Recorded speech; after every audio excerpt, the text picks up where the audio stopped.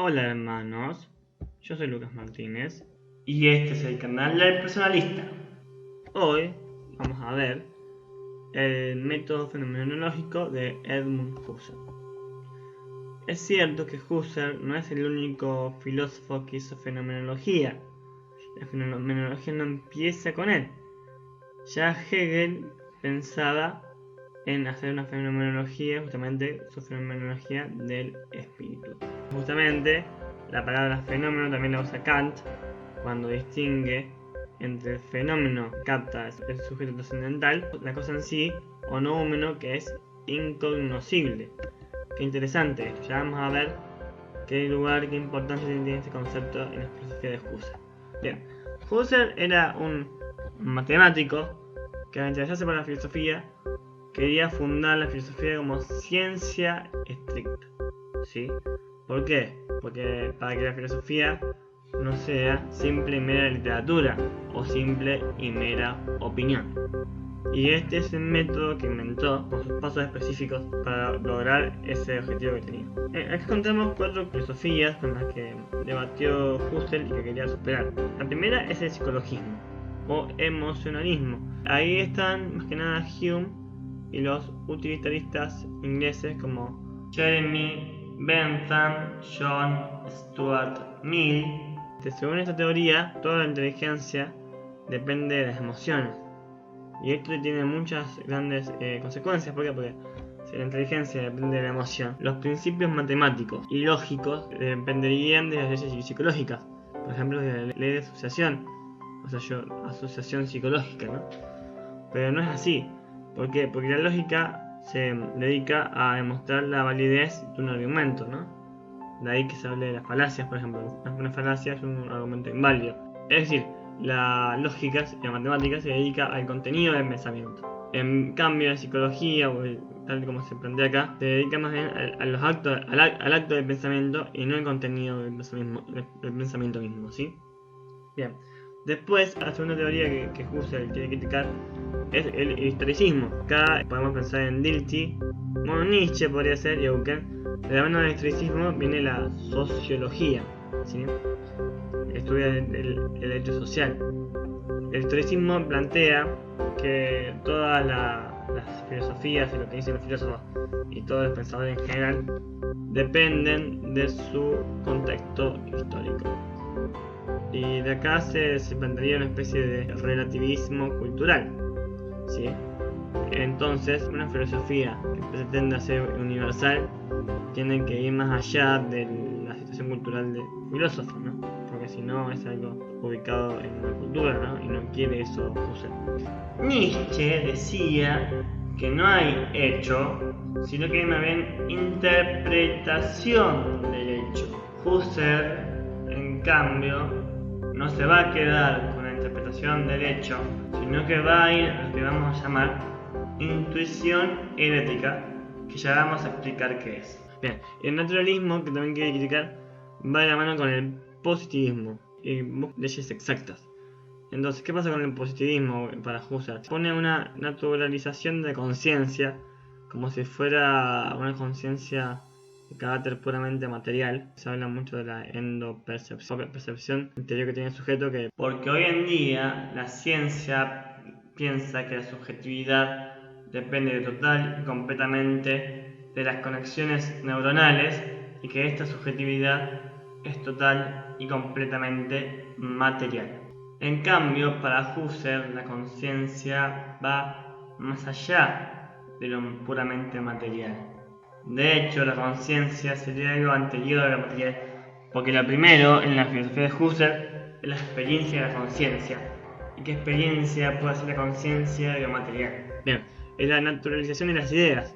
Como decíamos antes, las ideas tienen para los naturalistas que de las leyes naturales de pensar, de las leyes naturales de la psicología o quizás del inconsciente, y como dependen de la psicología, no hay ningún tipo de objetividad en las ideas, ¿sí?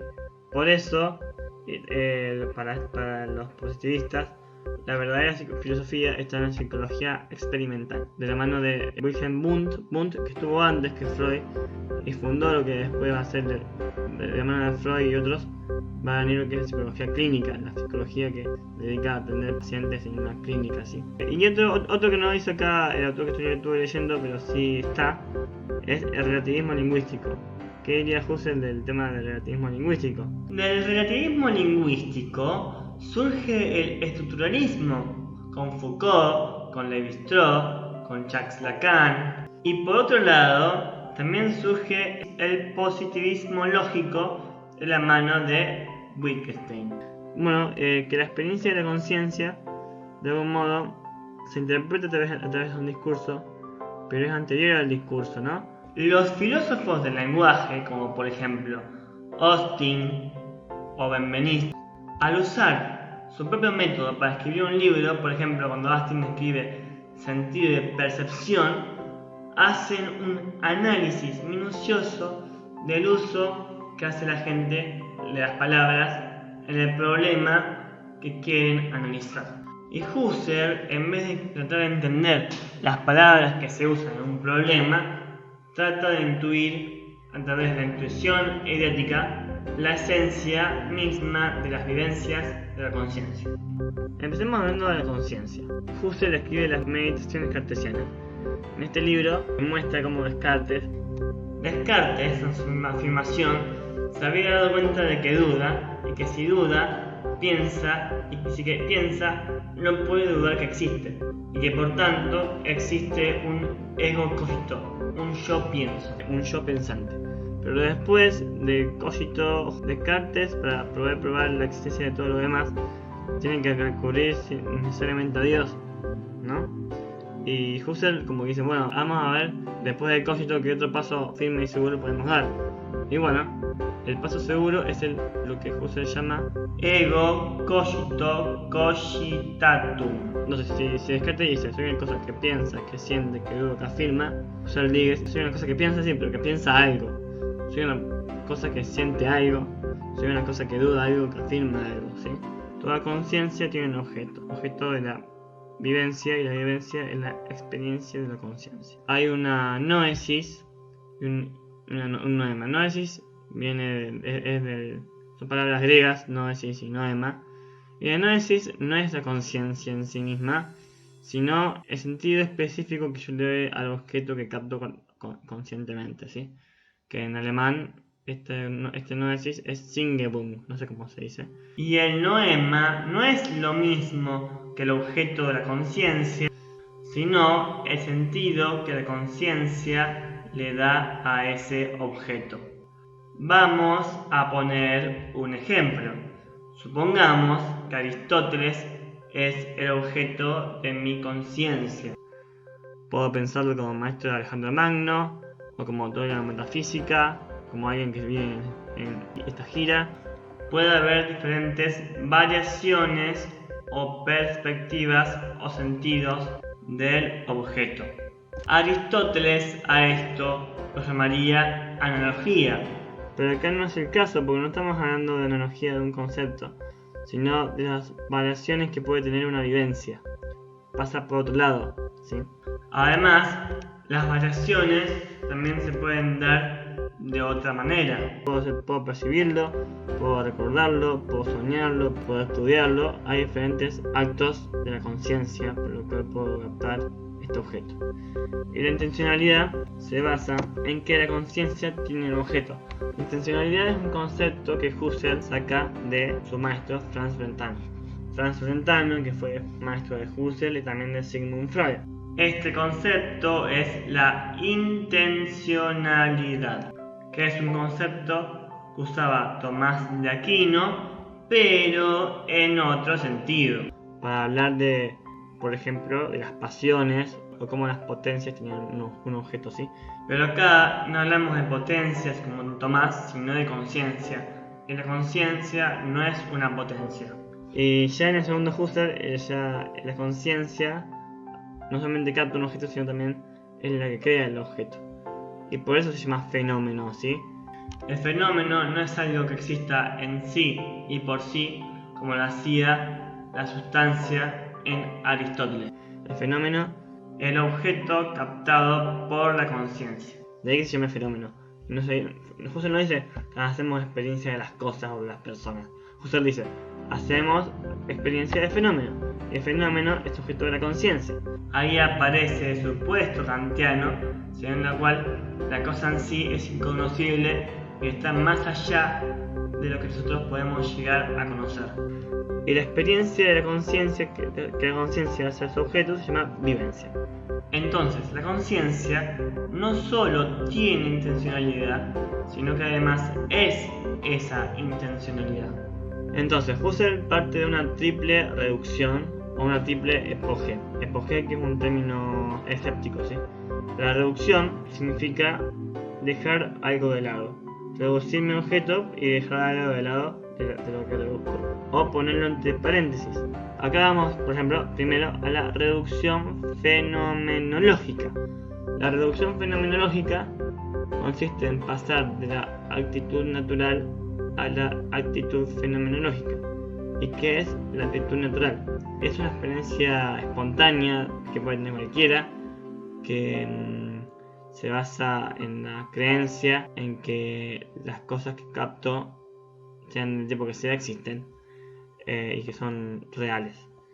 Y la actitud fenomenológica diría, mira, yo no sé si lo que percibo o capto soñando o mirándolo o recordándolo, no sé si existe o no, pero lo capto y lo voy a describir tal y como aparece para ver a dónde llego. Pongo entre paréntesis la necesidad de fundamentar la existencia de lo que capto para describirlo simplemente. Dame la libertad de describir todo lo que capto para ver a dónde llego con eso. Es diferente a Descartes, porque Descartes usaba la duda metódica. En su duda metódica, la experiencia de los sentidos está puesta en duda de entrada y descartada. Husserl no es que descarta la experiencia. Husserl pone entre paréntesis la existencia de las cosas para no meterse en el lío y tener que fundamentar y probar si lo que percibe existe o no. Por eso se llama fenómeno y no cosa o persona. Porque yo no sé si lo que capto es una cosa en sí mismo o es una persona en sí misma. Siempre es fenómeno, porque la existencia de lo que percibo está puesta entre paréntesis. La actitud natural es la consideración espontánea de lo que percibo sin ningún tipo de crítica metodológica y pensar que todo eso existe. Pasar de la duda metódica a la puesta entre paréntesis. No es que niego que exista, pero tampoco afirmo que exista, es más, me abstengo de decir que eso existe. Y por eso el objeto pasa de ser realidad a ser fenómeno. Cuando hablamos de experiencia de conciencia, no hablo de experiencia de los sentidos, no hablo de experiencia que tengo por los 5 sentidos, como hacían los clásicos o algunos modernos. La conciencia viene a ser la unidad o principio de todas las experiencias del sujeto. No voy a decir que es la unidad de todas las experiencias de la persona, porque para decir que yo soy una persona, lo tengo que fundamentar con una experiencia. Husserl diría, por ejemplo, ¿qué experiencia tenés vos de que sos persona? ¿Por qué decís que sos persona? No es que lo vas a definir, no alcanza con definir qué es una persona. Antes de definirlo tengo que explicar qué experiencia tengo de ser persona. Por ese punto de partida no es la persona ni la experiencia de la persona, sino la experiencia de conciencia, ¿no? Y la conciencia es la unidad de todas las experiencias. De la experiencia que puede ser un sueño, que puede ser un recuerdo, que puede ser algo que capto exteriormente o interiormente, algo que siento, un juicio, lo que sea. Porque en la conciencia se juntan todas las experiencias subjetivas. Husserl se preocupaba por separar los fenómenos físicos de los fenómenos psíquicos. No quería que la fenomenología dependa de la ciencia física que estudia las cosas a partir de leyes exactas. Entonces, por eso se trata de fenómeno de conciencia. Husserl quiere ir a las cosas mismas tal y como aparecen, no tal y como son, sino tal y como aparecen, ¿sí? Despojado de cualquier teoría que tenga sobre ellas. No a partir de una teoría, sino a partir de la experiencia. Entonces, para entender la realidad, no parto de la analogía del ser o la teoría del acto y la potencia aristotélica. Parto de lo que aparece en mi experiencia tal y como aparece, y no tal y como es. Bien, entonces por ejemplo, Edith tenía mucho esto. Cuando ella cuando explicaba las evidencias, usaba una evidencia concreta. Pero ojo, la explicación de la evidencia que tengo y lo que percibo tiene que ser concreta, pero tampoco tan concreta. O sea, un trabajo filosófico busca una cierta... ¿Por qué? Porque toda esta reducción tiene que poder plasmarse en un trabajo filosófico, un libro, un artículo o un paper. Y si mi explicación es demasiado concreta, va a ser una explicación de algo particular. De algún modo está en duda eso de si la conciencia crea su objeto. ¿Por qué? Porque el fenómeno es el objeto de la conciencia, no es la cosa en sí tal y como es, sino tal y como aparece, ¿no? Parto de lo que aparece tal y como aparece, como fenómeno de la conciencia. Edith Stein usa una forma muy concreta de describir las vivencias de las que parte, pero cada fenomenólogo interpreta la fenomenología a su forma, quizás de una manera más o menos precisa. ¿Por qué? Porque Husserl tenía dos etapas y se dice que la primera, que no se entiende todo porque escribió muchísimo, como 40.000 páginas de trabajos, y no todo está traducido al español, ¿sí? En la reducción fenomenológica yo describo todas las experiencias que quiero describir. No experiencias particulares que me pasan, sino experiencias que lleguen a captar lo que ya vamos a decir ahora, ¿sí? Que no es un mero describir experiencias, ¿sí?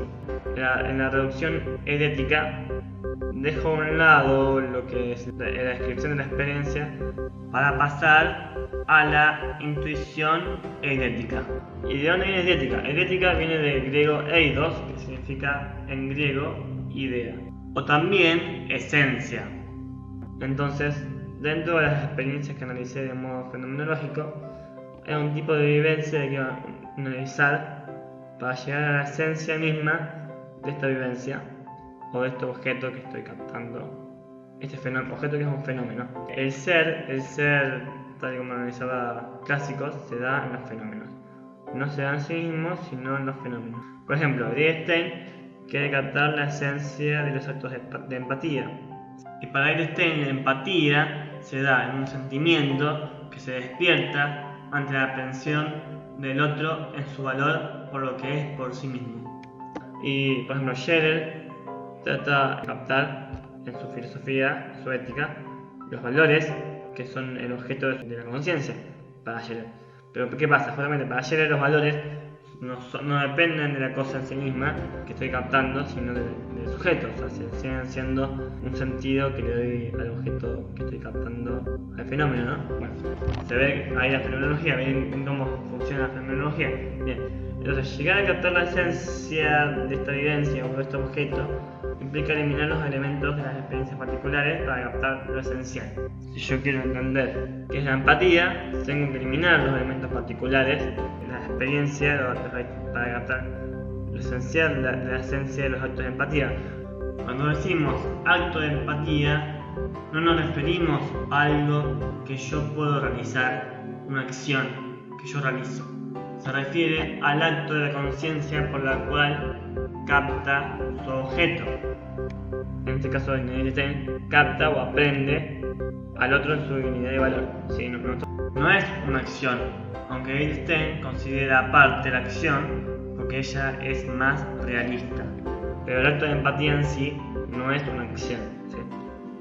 La idea es que se habla de intuición eidética o ideación. En alemán puede ser Sehnschauen, no sé cómo se dice. Entonces, lo más importante en la fenomenología es esta parte que es la intuición eidética, ¿no? Lo más importante no es la descripción de la experiencia que se hizo en un primer momento, sino la intuición eidética.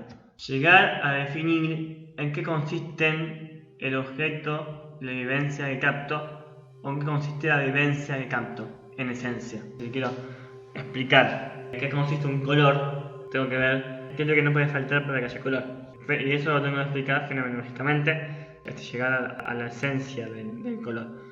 Y así vamos a hablar acá. Entonces acá distinguimos entre lo que es intuición empírica e intuición eidética. La intuición empírica es la intuición de hechos, lo fáctico dado en la experiencia, lo individual.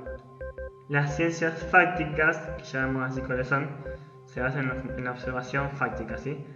Las ciencias naturales, que usan el método científico. Y las ciencias eideticas son las basadas en la intuición eidetica que defiende Husserl. Es una intuición, pero no es una mera intuición en el sentido más burdo de la palabra. Es una intuición que sigue este método, ¿no? Entonces, la esencia de un hecho puede llegar a ser meramente desprendida del hecho. Los fenómenos psíquicos se pueden separar de los fenómenos físicos. La esencia de un color puede ser separada, el color rojo puede ser separado de la manzana roja. Hablemos con los números. Los números como esencias pueden ser separadas de la medición de una mesa que mide 1 metro o 2 metros de largo, ¿sí? Eso no importa. Entonces, se ve ahí. La reducción eidetica deja a un lado la descripción de la intuición empírica que hice en principio para llegar a la esencia. Deja a un lado la descripción empírica, o más bien fenomenológica, de los fenómenos que se hizo en un primer momento. Y pongo entre paréntesis también, no solo esa descripción de los fenómenos, sino también el aspecto subjetivo que influye en mi modo de captar esa esencia. Lo que yo siento del objeto. Esto es algo que Max Scheler va a tomar de otro modo, ¿sí? No importa.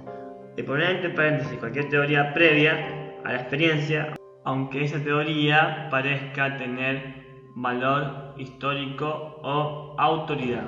Bueno, Edith Stein, en su trabajo sobre el problema de la empatía, analiza primeramente otras teorías acerca de la empatía. Por ejemplo, la teoría de la imitación, que es aquella teoría que toma en cuenta las neuronas espejo. Habla de la teoría de la asociación, habla de una teoría de un autor que se llama Lipps, habla de la teoría también de Max Scheler, pero en realidad no parte de esas teorías para fundamentar su propia comprensión de la esencia de la empatía, sino que parte de la experiencia que ella describe, desde la cual llega a la conclusión de qué son y en qué consisten esos actos de empatía, ¿sí? En la descripción de hecho descubrimos elementos esenciales que no pueden variar, ¿sí? Lo que conocíamos las ciencias fácticas y las ciencias eideticas. Las ciencias fácticas se basan en la observación fáctica, que son la física, la biología, la psicología experimental o empírica. Las ciencias eideticas se basan en la intuición eidetica, la lógica pura, la matemática pura, ¿sí?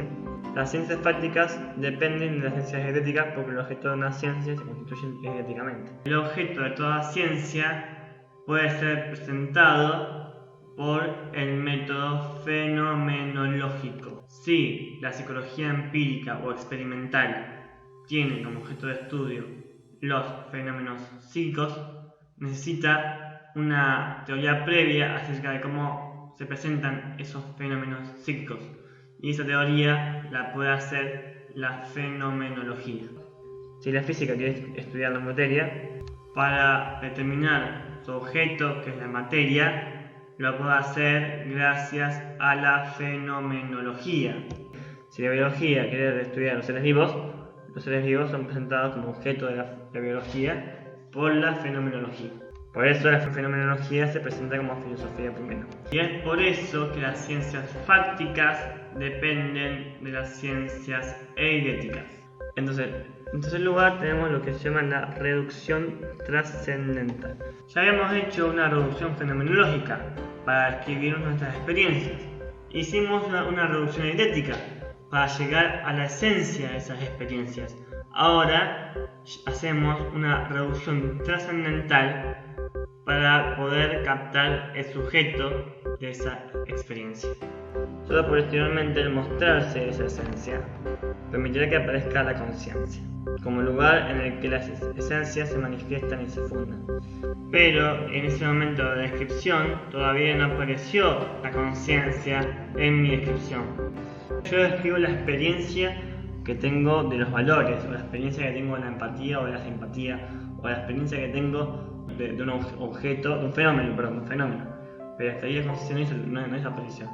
Recién se apareció ahora. Y el yo empírico, el yo de la experiencia de los sentidos, queda reducido al yo trascendental.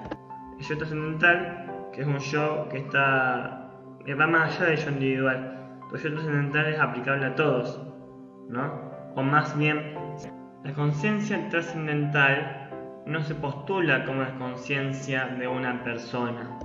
La conciencia es un principio. Si yo quiero definir que soy una persona, tengo que definir esa persona a través de una experiencia que describo, ¿sí? Si no, no puedo decir que soy persona, porque el punto de partida no es la persona, sino la experiencia de la conciencia y el sujeto de esa conciencia. Entonces, la conciencia pura tiene dos experiencias: la del objeto de conciencia, con su sentido específico, que es el noema, y la del sujeto de esa conciencia pura, que es la noesis, ¿sí? El pensamiento de Husserl tiene dos etapas. El primero es la fenomenología psicológica y el segundo es la fenomenología trascendental. En la psicología fenomenológica tienen un aspecto más realista, como que no duda tanto de la existencia de las cosas que capta, no es tan inmanente a la conciencia lo que capta, ¿sí? En cambio, en la fenomenología trascendental ya está mucho más planteado el hecho de que el fenómeno es totalmente inmanente a la conciencia y que no puedo llegar a trascender esa conciencia. Aunque, bueno, los que estudian a Husserl piensan que el segundo Husserl es el verdadero Husserl, porque el primero no había sido tan claro con sus conceptos. Y la influencia es muy grande de toda la fenomenología. Ya dijimos que Husserl era discípulo de Franz Brentano, que Franz Brentano fue maestro de Husserl y de Freud también. Y Husserl tuvo influencia en lo que era el círculo de Gotinga, por ejemplo. Ahí está la fenomenología realista. Los fenomenólogos realistas se caracterizan por ser personalistas, son tres: Max Scheler, von Hildebrand y Edith Stein, aunque probablemente haya habido otros. Después están dos grandes ramas que se parten de la fenomenología, que son el existencialismo y el personalismo. La conciencia para el existencialismo se convierte en existencia. Justamente Sartre, existencialismo es un humanismo, dice: hay que partir de la subjetividad. La subjetividad es la conciencia es planteada como existencia, como arrojada en el mundo, ¿sí? ¿Y por qué para el existencialismo es importante negar la esencia? Porque la esencia implica un cuerpo y un alma, o solo un alma, que determina una moral muy específica.